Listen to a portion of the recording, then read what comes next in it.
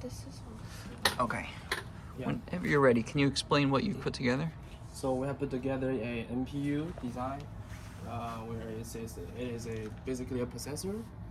We replace like in traditional processor, there are ALUs responsible for calculations, right? But in our processor, we replace ALU with all the different function units. For example, we have you can see the file names here, like ReLU, matrix addition, matrix dot, and pooling and convolution layer, convolutional matrix.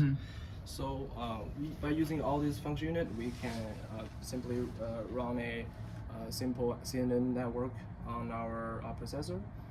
So let's start with the instruction set design. So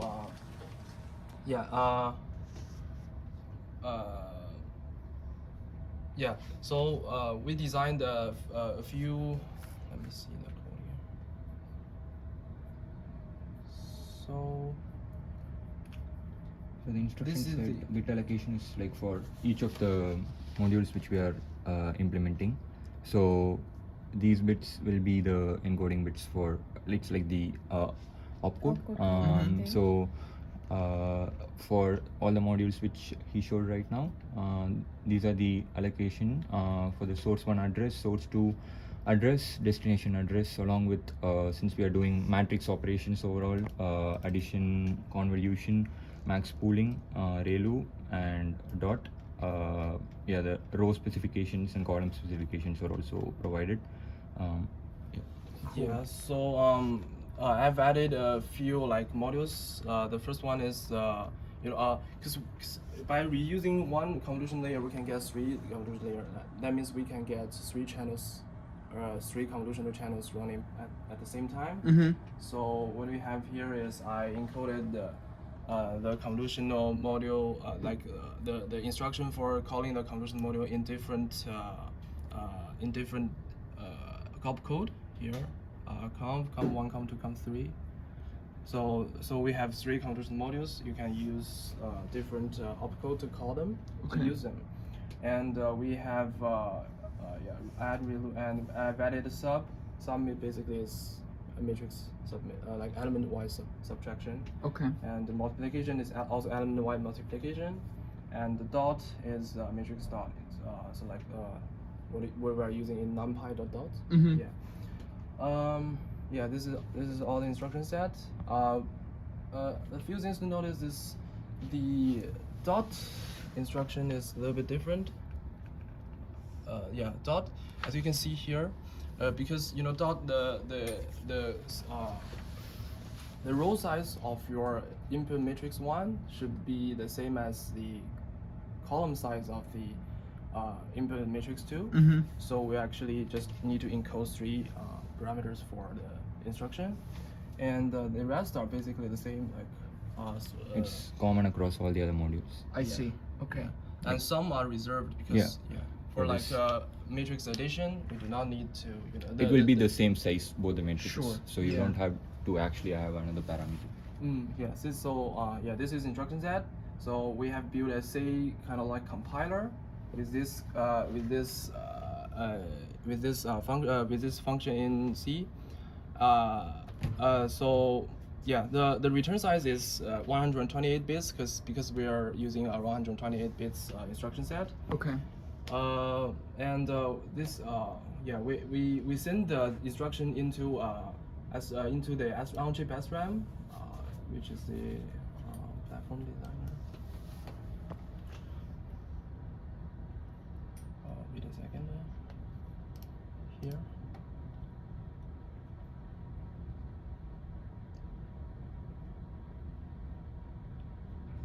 So yes, this is the instruction SRAM. As you can see, the configuration here, this is 128. The data base is 128. Sure. So this means the instruction set is 128 bits. It's a very long instruction word. So let's move on to the actual processor design. So our processor is a superscalar out of order processor. It has these 6 stages. So as fetch and decode, issue, execute, commit, and write back. So this is a pipeline processor, and the fetching stage is basically fetching the instructions from the SRAM I just showed, and here's the decode stage. So in decode stage, basically you're gonna like, for example, you're going to set the address for for source 1 and source 2 and destinations, and I forgot to mention the memory. Okay, let's talk about the memory and all the function unit first. So what you have here in the QSys is we have 12 SRAMs until SRAM 11. Each of them are configured as the data width is 16 bits and the length is like 32K. So each of them is capable of storing a 128 by 128 image.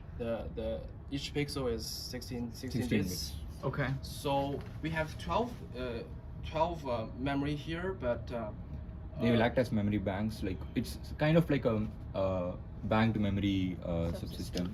Okay. So based on the usage, we'll be accessing the various SRAM. So it's like basically like a out of order processing mixed with banked memory working. Yeah, because like unlike traditional processor, because traditional processor you basically just take two registers. It takes values from register file. So it's a SI single instruction, single data instruction. But what you have here is a single instruction, multiple data. Because you're doing convolutional, operations on which is that, and you definitely need to access each function unit should have the access to the memory. So, because we have like 1, 2, 3, 4, 5, 6, 7, 8, 9. We have 9 function units, but and each of them should have the access to different SRAMs. So we kind of build like a complex routing network. Okay. So it's like based on the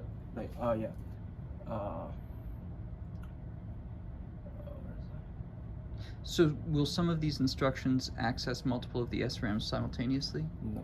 No. Okay. You can prevent that from the compiler. Okay. So so in the compiler, these three are the address for source and destination. You can try to build a compiler to avoid reusing the same memory, but the routing because basically the routing network is it's like a lot of muxes, right? So the mux select signal should remain the same when you do the computation. Okay. Yeah. And functional modules. What else I have to say? The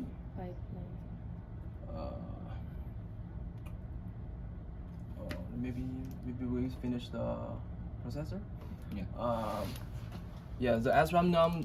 You have 3 SRAM num here. Basically indicate like the like each function unit is going to use, like this function unit is going to use 3 different SRAMs. So Okay. this is the SRAM num, and this should remain the same during the execution stage. This is the row, and basically these are all the select signals for the muxes. After decode stage, we have issue. So issue basically just move to the here.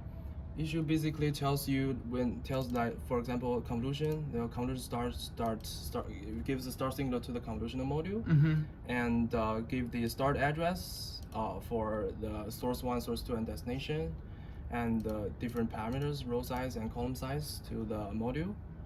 And these are basically the same. Where source 1, source 2, and destination came from that 128-bit instruction, correct? Yes. Okay. Yes. This is from the decode stage. Yeah.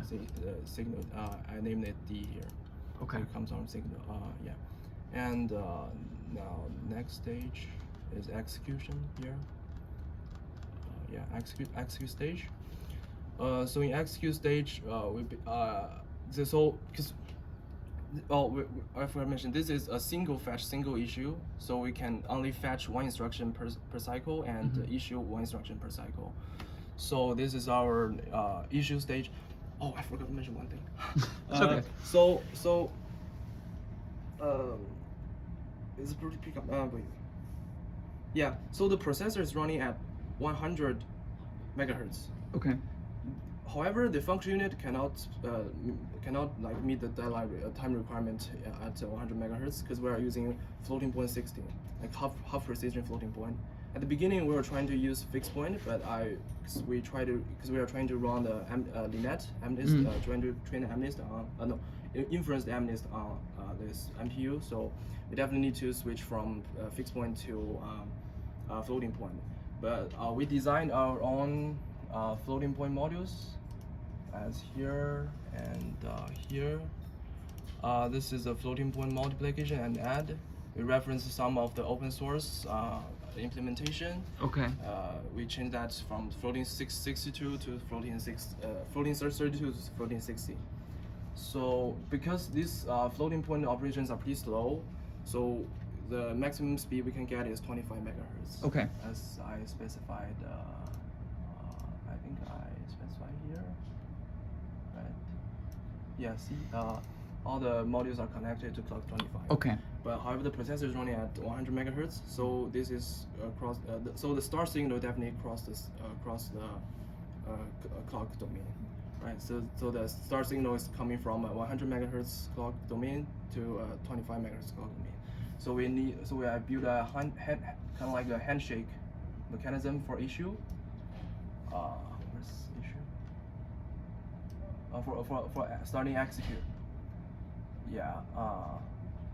So this state machine is basically responsible for sending the start signal to different function units. Okay. So this is crossing like a handshake mechanism to signal crossing. Yeah. And yeah. So here all the muxes are the routing networks. So we have a lot of muxes here. Yeah, but so in this January statement, so these muxes are used for input from the function unit to the SRAM, and here below here the mux 16 is used for the mux's input is from the SRAM and output is the function unit, because we need to separate the read and write. Because these three muxes are used for the address and write data and write enable. These signals need to be like output from the function unit and input to the SRAM. So these are the mux 16 here. Because this is read data, the read data comes from the SRAM to the function unit, so we need to separate them. Like here, here are all the routing. So they're pretty long, and so this is the commit stage. So in commit, we are actually using out of order commit, because we just assume that you do not have any dependencies between instructions. If you had any dependency instructions, the commit stage can be quite complex and long. Maybe you can build a reorder buffer to solve that, but here we just assume that you do not have any dependencies between your instructions. And this commit stage actually is a out of order, and we use kind of like a buffer, a commit buffer to avoid, like, for example, you have two function units that commit at the same time. So, like if you are a single issue, does not necessarily mean that you cannot just have one commit at one cycle. So actually, this because we have a commit buffer here, so we can actually accept several commit at the same time. But at the readback stage, we kind of do a round robin to kind of write the down signal into the SRAM, so that the ARM can know that the signal is already down. So I forgot to mention, we also have a down SRAM. So this is basically indicating like each instruction is down. Like we put a 1 here, so this is the minimum database is 8, so I configure it as 8. So basically put a 1 here, and so the ARM can read from this SRAM and to know that you're already commit, so I can use all the data I've computed. Yeah, I think that's. And am I correct that those ones could appear out of order? Yeah. Yeah. Okay. Okay. Yeah. So I can talk a bit about the convolution modules, max pooling modules, and ReLU modules. So all these are the functional modules which we will be focusing on. So yeah, for max pooling, the purpose is to reduce the matrix size. So for example, 8x8. So the kernel matrix is 2x2. So we'll be moving across this and finding the maximum value out of this and writing it for the output matrix. And ReLU module also works in a ReLU, yeah, like we won't be reducing the size, but we'll be moving, actually in our code we'll be moving through the column, like from here till here it comes, and then once after that we'll move to the next column, and that is how we So yeah, this is the max pool code and ReLU code. So for the case of ReLU, in this case, as you can see, we are first traversing across the row conditions will be checked, and if that one row is completed, it will move on to the next column, and that is how the entire matrix is covered. Okay. And we also have a max pooling condition where we first consider a kernel matrix, and that kernel matrix will be checked in this way, moving across the column, and then row, and then going to the next column. So all this we can when we checked it in the model sim, we made it parameterized, so we can increase the size to how much ever we want. But here, as our according to the requirement, we have, this is just an example for 8x8. Okay. So yeah, and convolution module as well. So here, so according to the kernel matrix, we'll be computing the this size is not correct. Okay. no, I just told it's an example, so it's fine. No, the kernel size is not. Okay, Oh, right. Okay, I'll explain what I did. So I implement the conv, add, dot, and and the subtract, and element-wise matrix multiplication. So so in the convolutional module here, we have you can see the interfaces. This is the standard interface. If you want to build like your own function unit, and you want to hook your function unit to my processor, you can follow this interfaces. So source 1, source 2, and destinations, and write enable. And yeah, this is standard interfaces for basically all the modules. Fashion. So I can define this. So I also forgot to mention that the SRAM is actually running at 250 megahertz. So in our function unit, we can treat the SRAM as a combinational SRAM. So it's and so all the function unit we design is fully pipelined. So basically, it's it can while it's reading, is also calculating and writing back to the destination SRAM. What else can I say?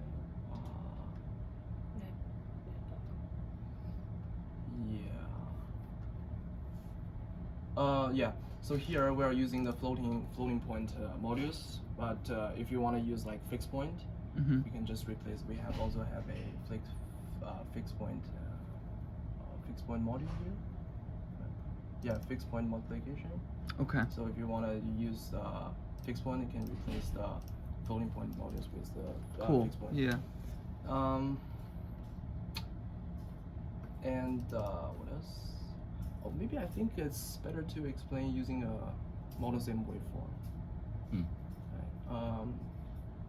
What else am I gonna say? For the functional modules, can we? For the functional modules. Yeah. The functional modules. I think that's all. Okay. Yeah. Maybe.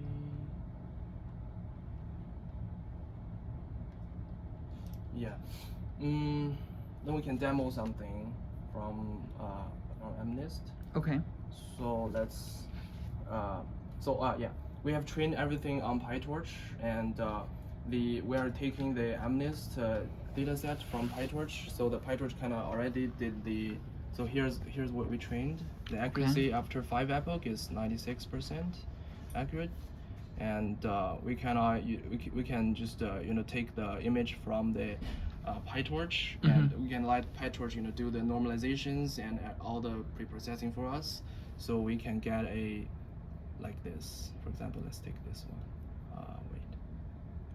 Yes, this is all the data from the MNIST are generated by the PyTorch. It's already normalized, so it's -1 is black. So yeah, so we can kind of read this. Let's run this. Right. Yeah, it's pretty good. So here's all the data we read from the CSV file, 1.csv file I just showed. So this is a 1 here. You can see the data is here. You can see a shape of 1. Yeah. So so after compilation, here's the data returned by the FPGA. So this is a matrix of the calculation. So 0, 1. So this is 1. So the prediction is 1. So we take the maximum value from that. Maybe we can choose another.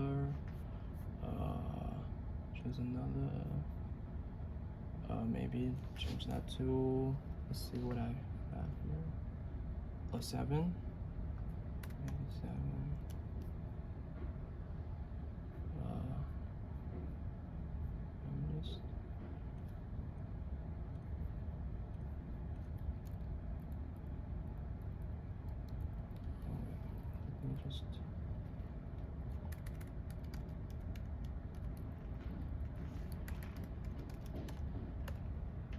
Okay. So does this MNIST data get loaded into SRAM? No, you mean the trained the other trained weights? The trained weight is actually loaded from here. Okay. So it's loaded into the HPS, and the HPS is going to send all the data, write all the data into SRAM. Okay. And so the FPGA can read. Right. Yeah. Okay. So you can see the figure here is a 7. Here's the output. Cool. So yeah, so this is running LeanNet. So I've compared this with the output directly from PyTorch, because PyTorch is using floating 32. So this is actually a little bit different from what I get in PyTorch, but I think it's expected, because floating 0.16 is definitely have lower precision than floating 32. Maybe I'll show this.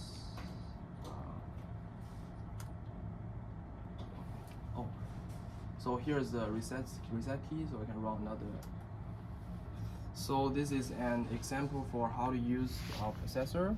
So here's all the for example, in here, here's an example on how to use our processor. So you can just call this function.